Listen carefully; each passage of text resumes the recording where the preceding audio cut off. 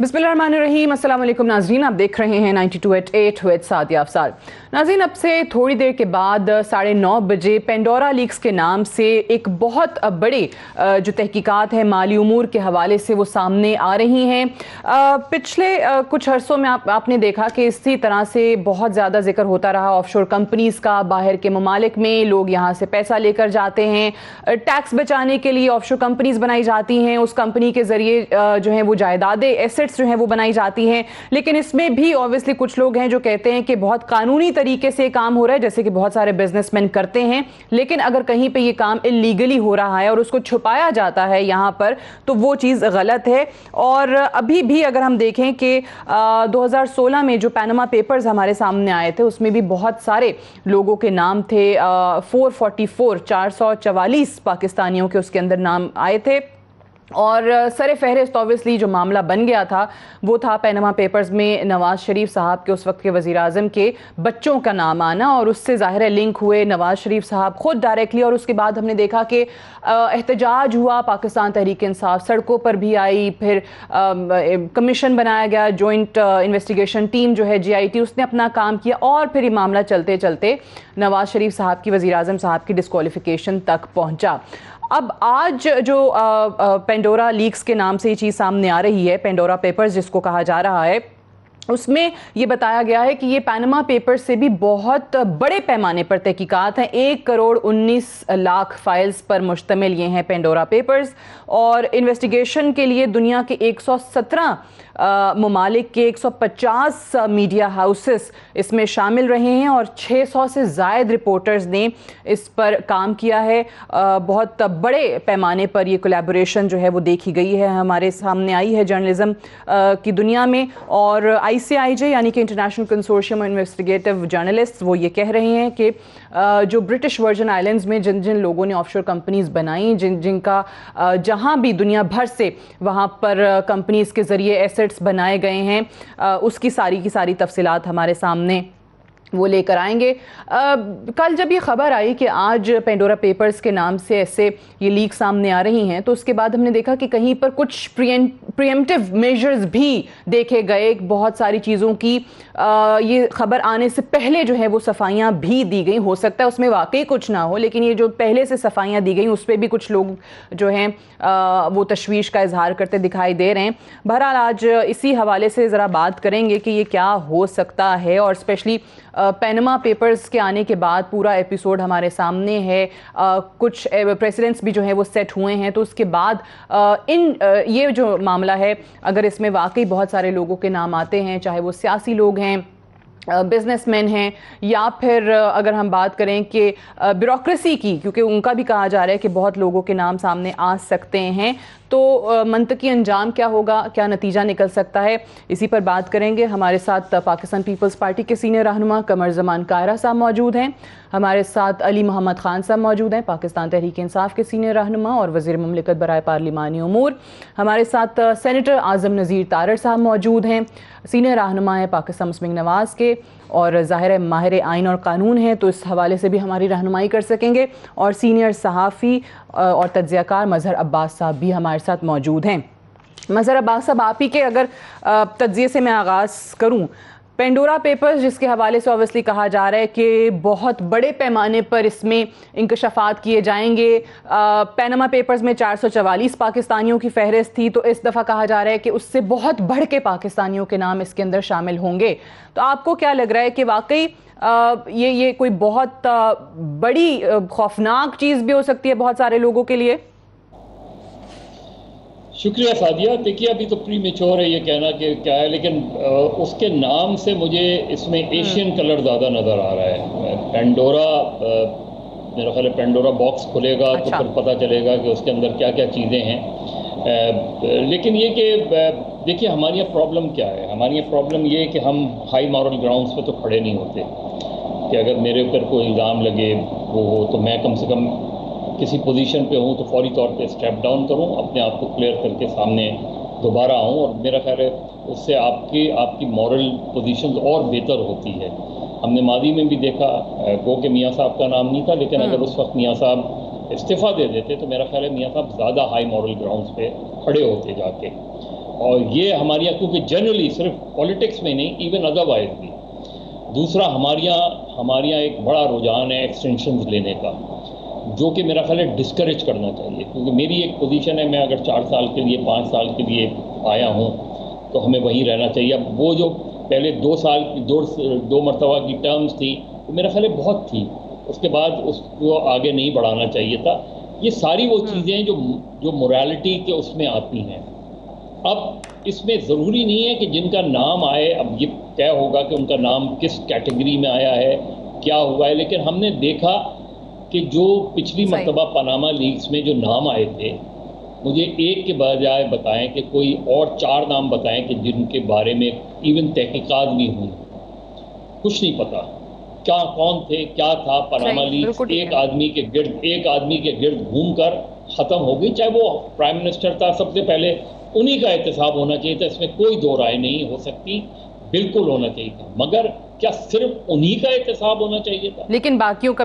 अच्छा, ये जो आप बात करें, मेरे सामने ये खबर है, ये नवंबर 2018 की है, और पीटीआई की हुकूमत आने के बाद उस वक्त फाइनेंस मिनिस्टर असद उमर साहब का ये बयान था कि जी पिछली हुकूमत ने तो ज़ाहिर है इस पर कोई कार्रवाई नहीं की, लेकिन हमने बहुत सारे लोगों को नोटिसेस भिजवाए हैं, 294 टू बी प्रिसाइज। उन्होंने कहा कि 294 लोगों को नोटिसेस भी गए हैं, और इस हवाले से 6.2 बिलियन की रिकवरी भी मैनेज कर ली अथॉरिटीज़ ने। सो ये कौन से 294 लोग थे, और ये 6.2 बिलियन की रिकवरी क्या वाकई हुई थी? आई डोंट नो, मुझे तो मेरे इल्म में ऐसी बात नहीं है।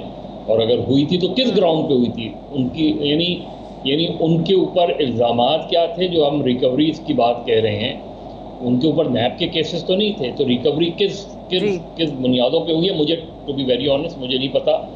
अगर ऐसा हुआ है तो इस चीज़ को सामने लाना चाहिए, उनके नाम लाने चाहिए जिनसे रिकवरी हुई है, और वो किस मद में थी ये भी पता होना चाहिए। तो उसमें ट्रांसपेरेंसी आएगी तो अच्छी बात है। अगर हुई है तो बिल्कुल क्रेडिट जाता है गवर्नमेंट को।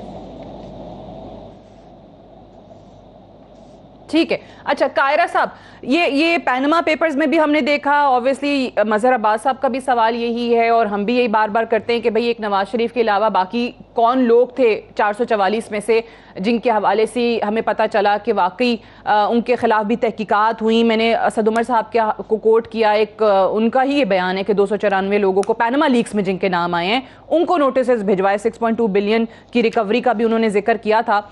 आपको लगता है कि वाकई ये पेंडोरा जो पेपर्स हैं जिस तरीके से क्लेम किया जा रहा है, वाकई पैनमा से कुछ बड़ी चीज़ ही होगी, और इस बार लिस्ट में जितने लोग हैं फिर उनके खिलाफ तहकीकात होंगी, या फिर माजी की तरह कोई एक आधी शख्सियत के हवाले से ही तहकीकात देखेंगे हम?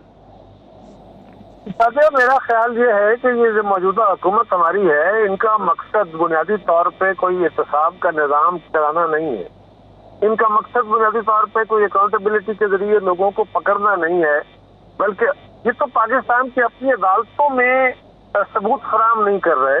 ये तो खुद इस वक्त भी पाकिस्तान के अंदर आपने देखा नैब कोर्ट के अंदर क्या हालात है। हाई कोर्ट और सुप्रीम कोर्ट में बार बार कहा गया है और सबूत नहीं दिए जा रहे। प्रेस कॉन्फ्रेंसेस की जाती हैं।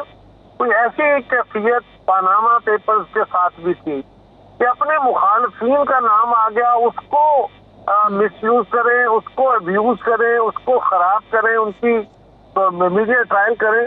इससे ज्यादा गवर्नमेंट का इंटरेस्ट मुझे नहीं लगता, क्योंकि अगर ऐसा होता तो फिर बाकी लोगों के भी ट्रायल होते, उनके खिलाफ भी बातें होती, उनका मीडिया ट्रायल होता, क्योंकि सिर्फ सियासतदान का तो कसूर नहीं है।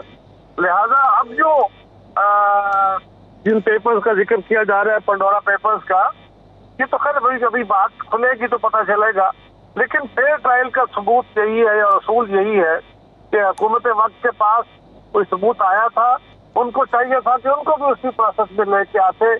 प्रोसेस ऑफ लॉ सबके लिए रखना चाहिए, लेकिन ये मीडिया ट्रायल करके अपने मुखालफिन का, सियासी मुखालफिन का इमेज खराब करना इनका मकसद है। उसके लिए प्रेस कॉन्फ्रेंस भी करेंगे, उसके लिए आलमी अदालतों में केसेस भी करेंगे, करोड़ों अरबों रुपए खर्च भी करेंगे, और अल्टीमेटली सिवाय इस तरह की गुफ्तगू के और निकलेगा कुछ नहीं। और यही नैब और अकाउंटेबिलिटी की सूरत हाल पाकिस्तान के अंदर जो अदालतें हैं उनके अंदर भी ऐसी सूरत हाल।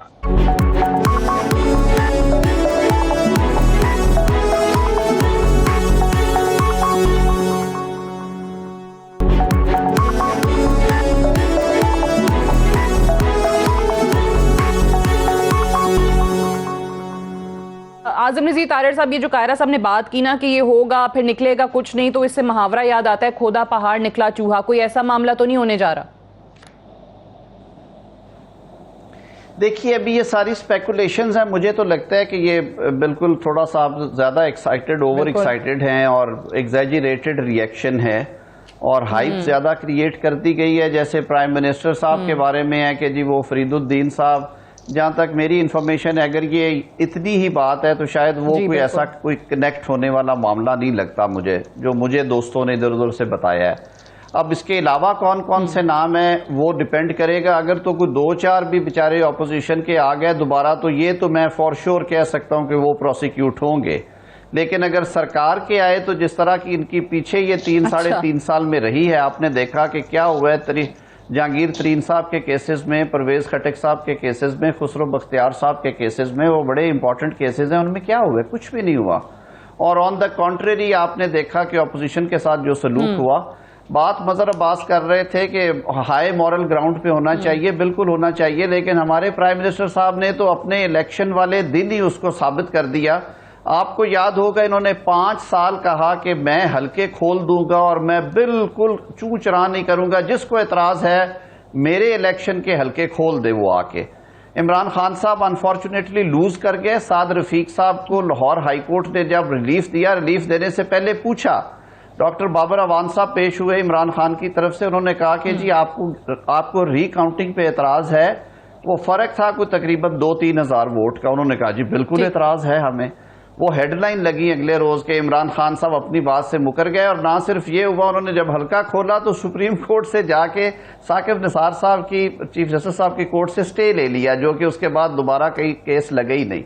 और दोबारा फिर जाके उन्हें दोबारा जिमनी में छोड़ा हल्का, तो फिर वो आए। तो ये हाई मॉरल ग्राउंड्स वाली बात छोड़े, ये भी तकरीरें ही हैं खान साहब के पार्ट पे भी, ये चीजें यही कि यही रहेगी। देखने वाली बात ये है कि कौन कौन से लोगों के नाम आते हैं, उनके साथ मटेरियल किस किस्म का आता है, और फिर ये देखना है कि सरकार इस पे किस तरह का रिएक्ट करती है। मैं तो वैसे बतौर एक जमहूरियत पसंद शख्स के ये समझता हूं कि सियासतदानों को अदालती फैसलों के जरिए नहीं हटाना चाहिए। वो चाहे मियां नवाज शरीफ हैं, चाहे इमरान खान है, चाहे आसिफ अली जरदारी हैं, चाहे कोई सियासतदानों को वो अवाम का इख्तियार है, वो उनका एहतसाब भी करे, उनको बाहर भी फेंके। ये जो 62-63 वाला चल रहा है साइकिल हमारे यहाँ, ये बड़ा अनफॉर्चुनेट है, हमें इस चुंगल से लेकिन आपको ये लगता है कि ऑपोजिशन के जिन लोगों के नाम आएंगे तो उनको तो हम देखेंगे, क्योंकि प्रोसिक्यूशन चल रही होगी, लेकिन प्रोसिक्यूट किया जा रहा होगा उनको, लेकिन सरकारी जो लोग हैं उनके खिलाफ कोई खातिर खा आपको इन्वेस्टिगेशन होती नजर नहीं आती। अली मोहम्मद खान साहब साथ मौजूद है हमारे। अच्छा, अली मोहम्मद खान साहब, ये बात आपने आज़म नज़ीर तारड़ साहब की सुन भी ली, और एक और चीज भी जो कि इमरान खान साहब के हवाले से, उनके जमान पार्क वाले घर के हवाले से आई कि जी वो 2 घर हैं और उनका एक ही एड्रेस है।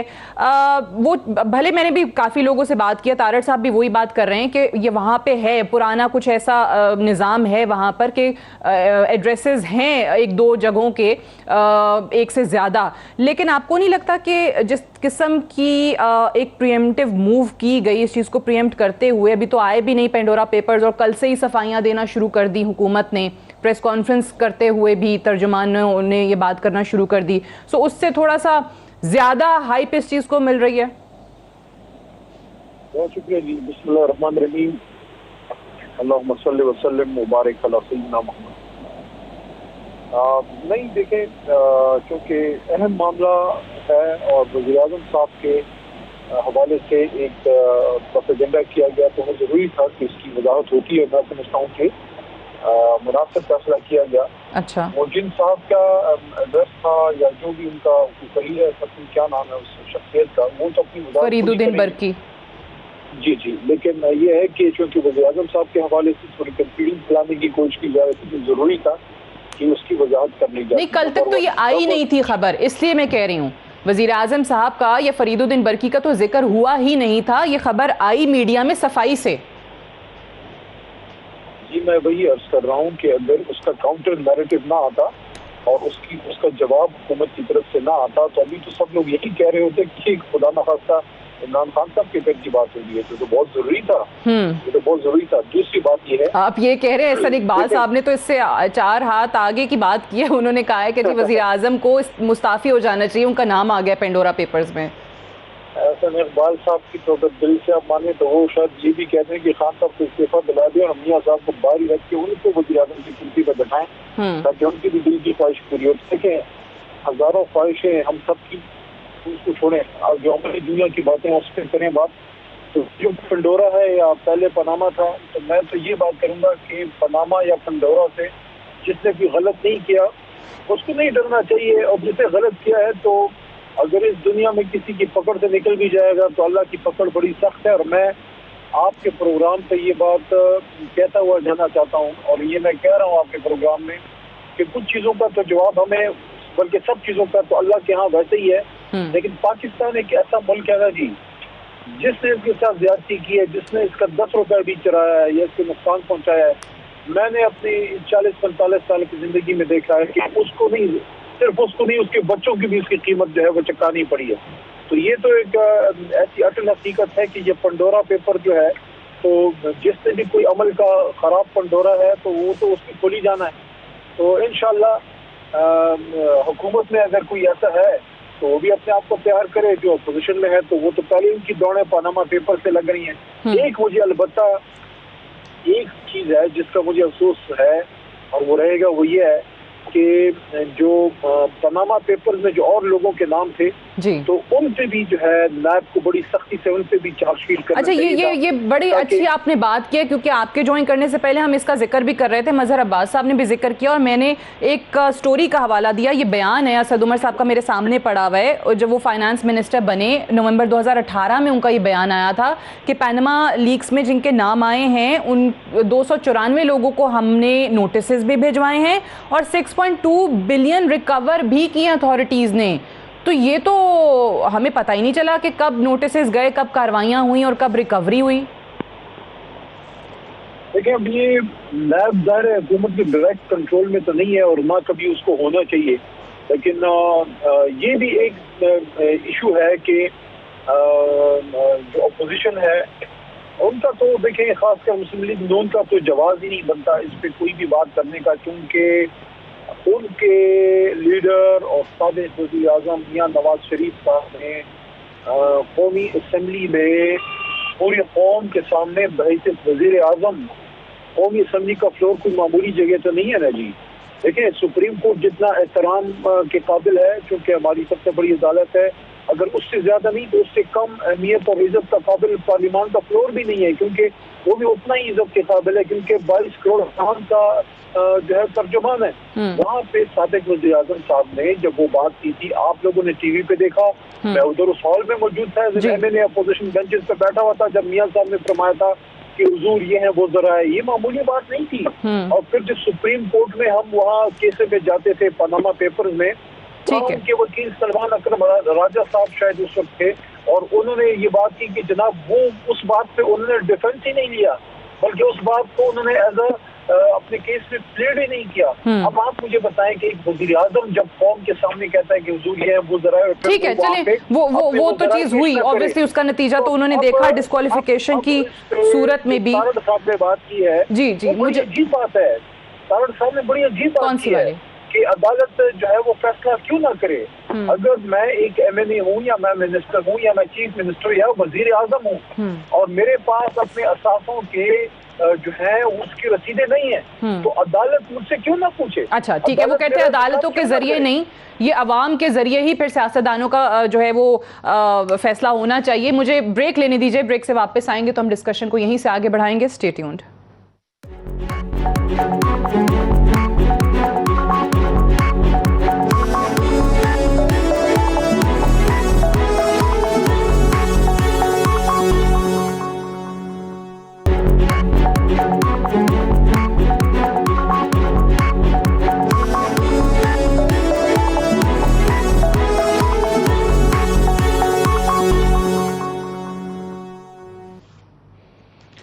वेलकम बैक प्रोग्राम में एक बार फिर से खुशामदीद। मज़हर अब्बास साहब, पैनमा के बाद जिस अंदाज में हमने देखा कि पाकिस्तान तहरीक इंसाफ की तरफ से एहतजाज किया गया, सड़कों पर आए, मुतालबा किया गया, वज़ीर आज़म से मुस्ताफ़ी होने की बात की गई और उसके बाद ज़ाहिर है सुप्रीम कोर्ट में सारा मामला था, उसका रिजल्ट भी हमने देखा।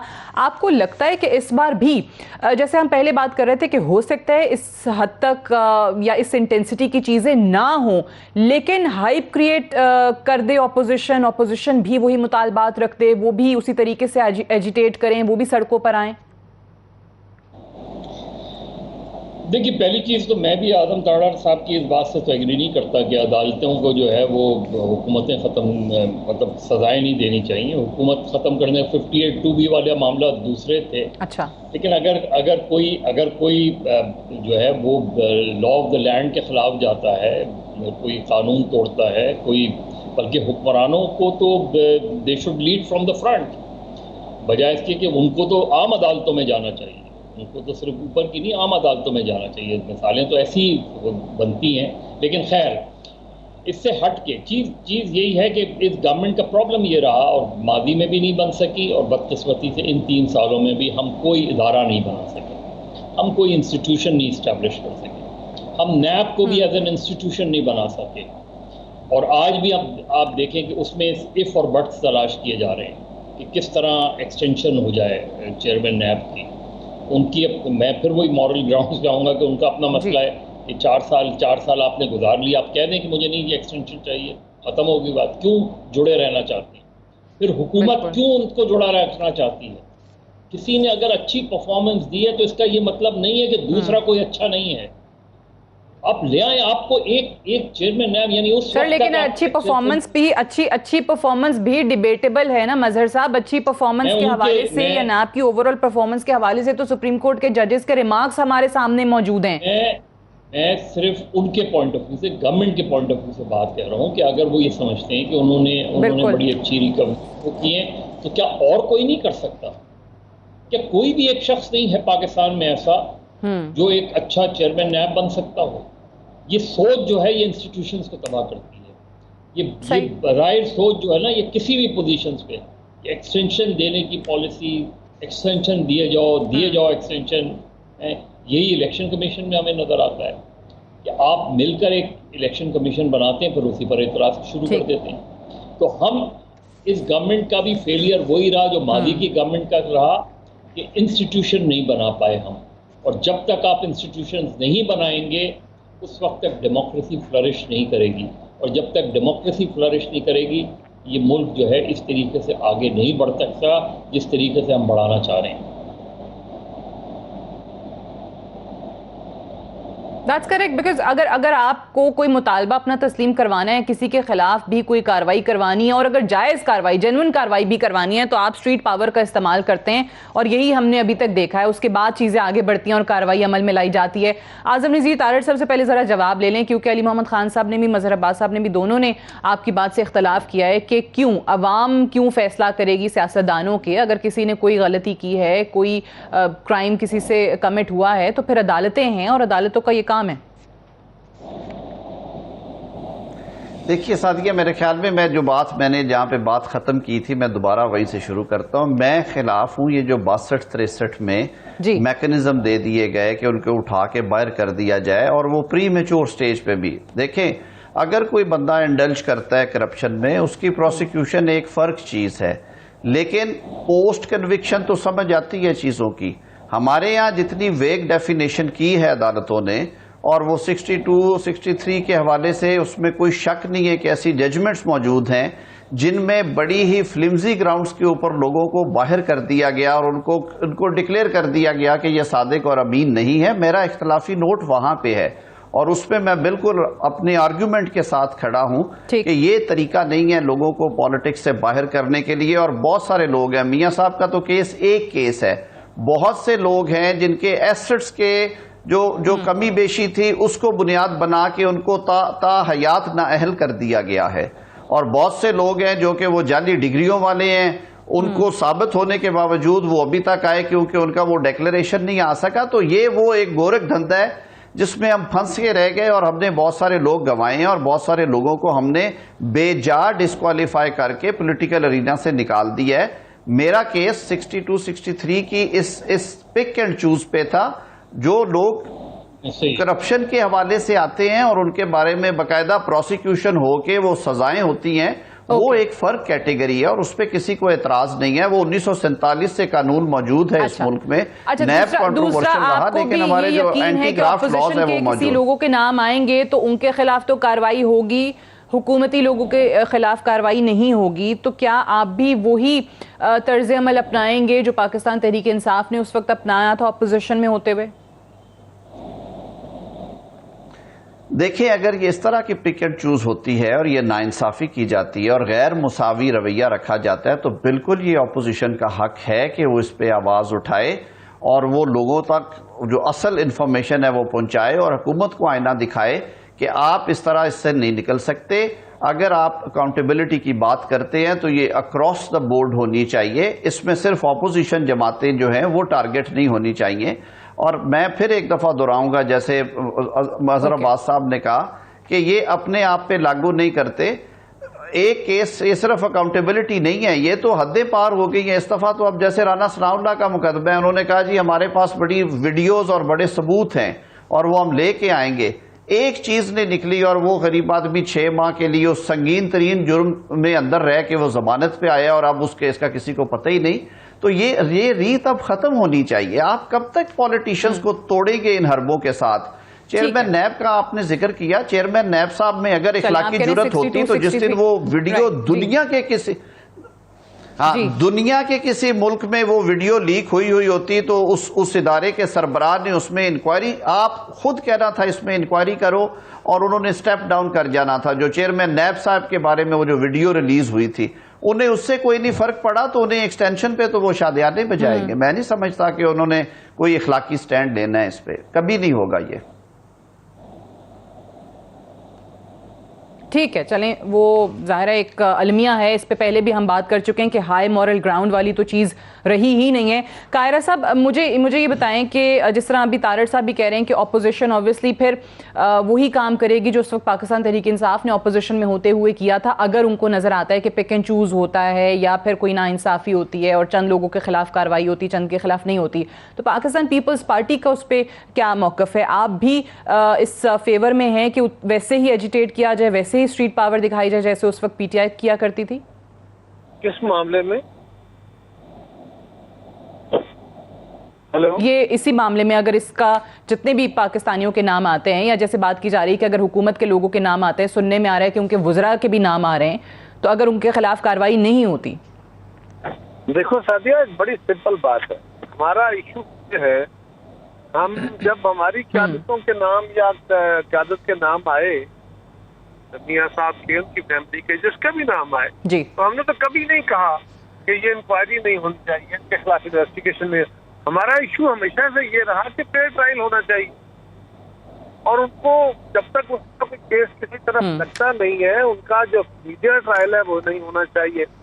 आज ऐसा क्यों ना हो, और अगर ऐसा किया कि हुक्मरानों के नाम आए, अभी कहना तो फिर कबल वक्त है बहुत, क्योंकि अभी इस पे कमेंट करना भी मुनासिब नहीं है। ठीक है, अगर ऐसी सूरत हाल बनी तो यकीनी तौर पे अपोजिशन सारी एक मुश्तरका लाएमल इख्तियार करेगी। इस पे हम आपस में इख्तलाफात तो रखते हो, 100 रखते हो, लेकिन हुकूमत की इस तरह की गलत कारियों पे बिल्कुल हमें जायंट निस्बत अमली इख्तियार करनी चाहिए। लेकिन क्या कमाल है, मियां नवाज शरीफ साहब पे केस है तोशाखाना का, कि उन्होंने तोशाखाना से कम रेट पे, इनका ख्याल है कि उन्होंने वहां से कोई गिफ्ट जो बाहर से गिफ्ट मिले वो उन्होंने कम रेट पे ले लिए। जरदारी साहब पे ये है, हालांकि उनको कैबिनेट ने अप्रूव करके दिया, जरदारी साहब को ये है कि जिनको बुलेट प्रूफ गाड़ियां मिली और वो उन्होंने कम रेट पे ले ली। यही इल्जाम है ना। खान साहब पे इल्जाम ये है कि तोशाखाना का रिकॉर्ड मांग रहे हैं, आपको गिफ्ट क्या मिले हैं, वो गिफ्ट देने को तैयार नहीं है, दिखाने को तैयार नहीं है, उसकी लिस्ट देने को तैयार नहीं है। मैं तो ये भी समझता हूँ कि सारी अपोजिशन मुश्तरका तौर पे एक लाएमल इख्तियार करके बाकायदा वहाँ स्टार्ट करना चाहिए, असेंबली को ब्लॉक कर देना चाहिए। ये क्या तरीका है कि आप अपोजिशन के रहनुमा पे तो केस बनाए और खुद उसकी तफसील देने को भी तैयार ना हो। बट वैसे कायरा साहब, हुकूमत की तरफ से ऐसे तो बहुत सारे चीज़ें मिलती हैं ऑपोजिशन को जिस पे वाकई आपको सही मानो कि ऑपोजिशन करनी चाहिए, बट अनफॉर्चुनेटली वो नज़र नहीं आता। बहुत सारी चीज़ों में ऑपोजिशन भी वीक है। देखिए, सही अपोजिशन अगर तो उसको कहा जाता है जो पीटीआई क्या करती थी, तो वो मुनासिब रास्ता नहीं है।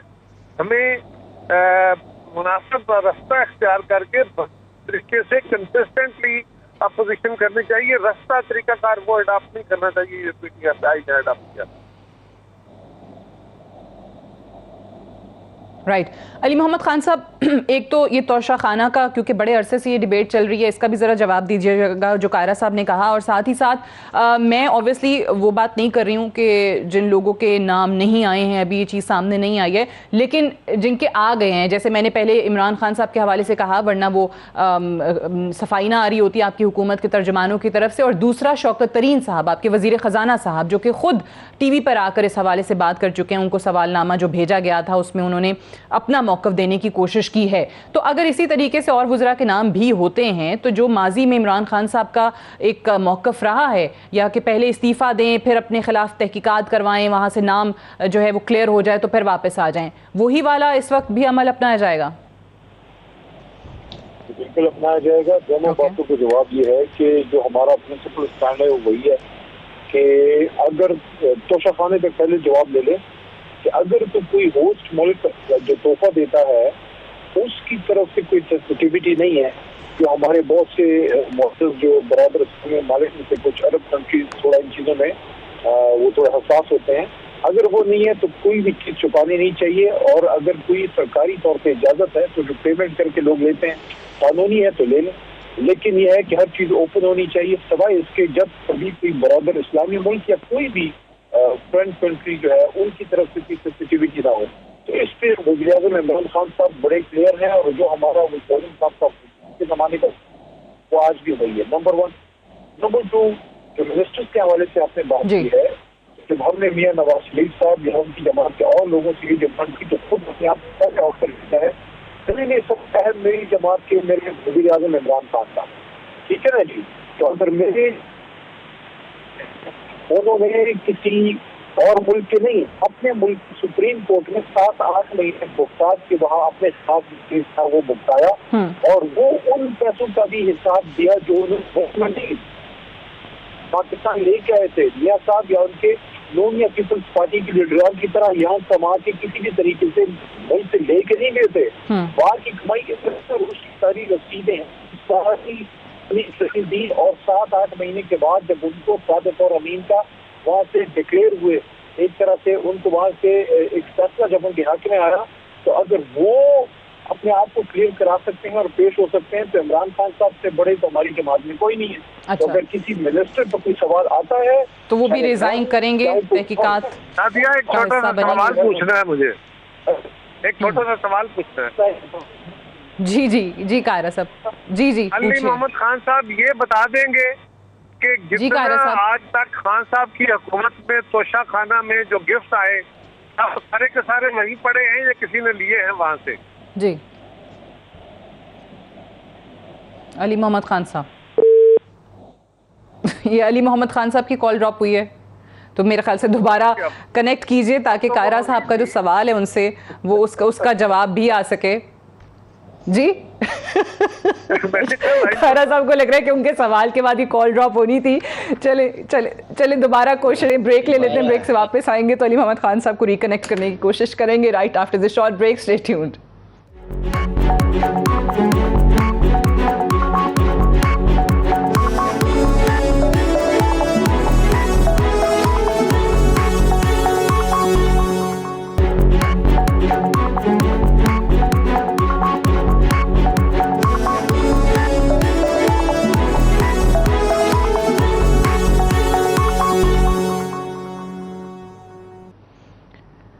वेलकम बैक प्रोग्राम में एक बार फिर से खुश आमदीद। मज़हर अब्बास साहब, ये बताइएगा, मैं अली मोहम्मद खान साहब से तो जवाब लूँगी, कायरा साहब भी साथ आ जाएंगे तोशा खाना के हवाले से जो उन्होंने सवाल पूछा था, लेकिन ये बताएं कि अभी जिस तरीके से बहुत सारे लोग, जिस बिजनेसमैन ये बात करते हैं कि भाई ऑफशोर कंपनी बनाना कोई जुर्म नहीं है, बिजनेस के लिए की जाती हैं, हर कोई बनाता है। पैनमा पेपर्स में भी हमने देखा था, मीडिया हाउस ओनर्स के भी नाम आए थे, बिजनेसमैन बहुत ज़्यादा, उनकी एक लंबी फहरिस्त थी। और यहाँ पर अगर हम सियासत में बात करें तो ये जो एक मौक़िफ़ दिया जाता है कि वो बहुत पहले की थी, जब कारोबार था या तब हम पब्लिक ऑफिस होल्डर नहीं थे, तो चीज़ें फिर आपको लगता है कि फ़र्क हो जाती, मुख्तलिफ हो जाती हैं? देखिए, पहले भी हमें ये चाहिए था कि इस सिलसिले में कोई कमीशन बनाते, और अब भी हमें यही करना चाहिए। और ये नहीं कि commission for all time to come के लिए हम बना दें, कमीशन बनाएं, उसमें जो इस हवाले से अपना मौक़िफ़ देना चाहता है और फिर जो है वो जाके, लेकिन अंडर द कारपेट चीज़ नहीं होनी चाहिए। और इसी चीज़ को ट्रांसपेरेंट बनाना चाहिए। मिनिस्टर्स के ख़िलाफ़ अगर कोई चीज़ आती है तो मिनिस्टर्स को फिर वहाँ से इस्तीफ़ा दे देना चाहिए। ये नहीं कि एक मिनिस्टर को उठा के कहीं और आप भेज दें। माज़रत के साथ, जिन मिनिस्टर्स के ख़िलाफ़ वो हुआ, तो मिनिस्टर्स पर वापस आ गए, ऐसा नहीं हुआ। चीज़ें क्लियर किए बगैर आए हैं, ऐसा ये छोड़ दें इस चीज़ में। दूसरी बात ये कि मुझे नहीं पता ये तोशा खाने के बारे में गवर्नमेंट क्यों इतनी सेंसिटिव है।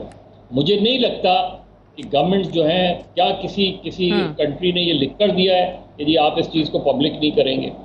और फॉर दैट मैटर, आप जाके, ये मौक़िफ़ तो नहीं था जब आप अपोजिशन में थे इसके बारे में, तो फिर आपको चाहिए, अगर ऐसी ही कोई बात है और उनकी तरफ से ये आया है, तो इन कैमरा कर दें, इन कैमरा बुला के लोगों को कॉन्फिडेंस में लेके ये वो कर दें।